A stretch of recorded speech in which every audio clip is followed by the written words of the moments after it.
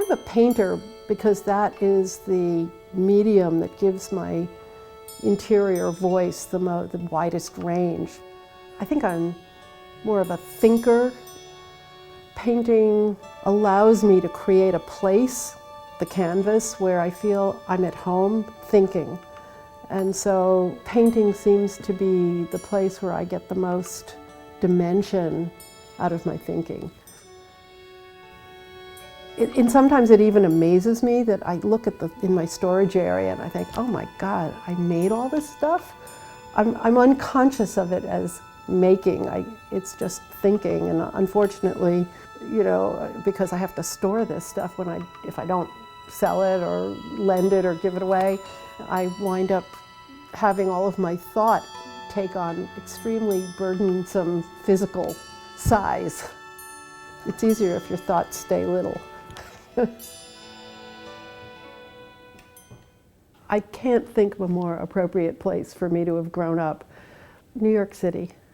In my childhood, I lived there 13 years, and then my parents moved to a nearby suburb, and my parents had a house in Vermont since 1949, and I went there every summer, so I'm also from there. I'm considered vaguely a native.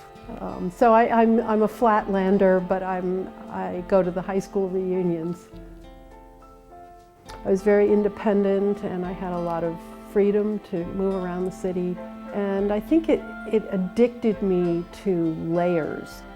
I thrive on clashes and lots of things happening simultaneously, but I think it taught me in many ways how to appreciate the woods or the fields. Not to look for the obvious simplistic view like a commodity, but to understand the layers, to understand sound and history and smells and all kinds of tiny interruptions to the flow of things. I came to RISD in 1963 as a freshman, and I immediately fell in love with Providence. I just thought it was the most undiscovered place. Of course, I had not discovered it yet. And I was fearless. I just traipsed around all over the city and got to know people all over the city. As I said, I like layers, and I think Providence is a great place for that. I got tired of being kicked out of wonderful studios that I fixed up all through downtown Providence, and so I bought this studio something like 26 years ago. I love it here. From the minute I bought the studio, it was still a jewelry factory when I bought it. So the noise in this place was unbelievable. All those stamping machines, and it was pretty rough.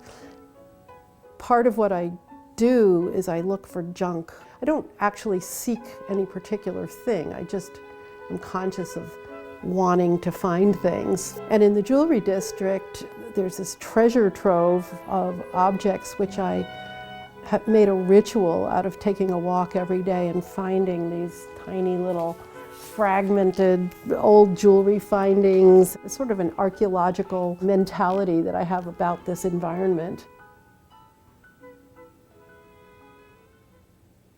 The house is a 1792 farmhouse, quite rustic.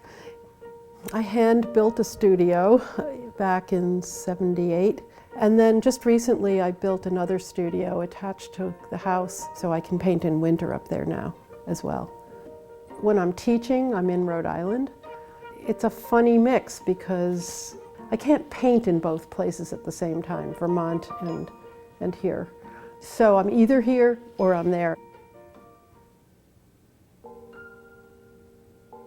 I make very little paintings as well as these big ones, and the little paintings are more of a diary of thought, and those have more of a range of gestures and experiments than the big pieces, which tend to be more comfortable for me to make. They're not so much experiments in materials as my smaller works are. I never think of the big or the little pieces as products. I think of them as just a way to get through what I need to think about.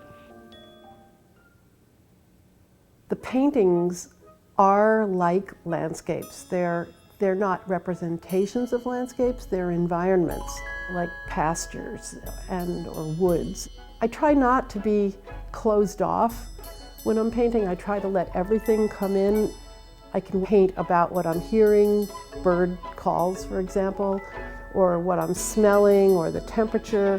So I'm painting the unseen as well as the seen. So in that sense, the paintings are places for me and also for viewers to go and participate as if in a landscape, but not as an outsider with a camera who's framing and choosing the best postcard shot. They're really places to wander in and explore and walk away from and come back to and see new things each time.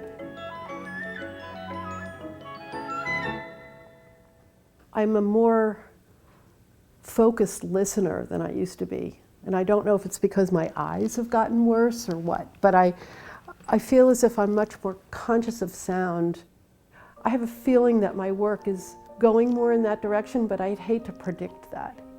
I don't follow a preset visualization of what's going to come next in my work. I sort of follow my instincts. It's like swimming, you know, I just get into the painting and go.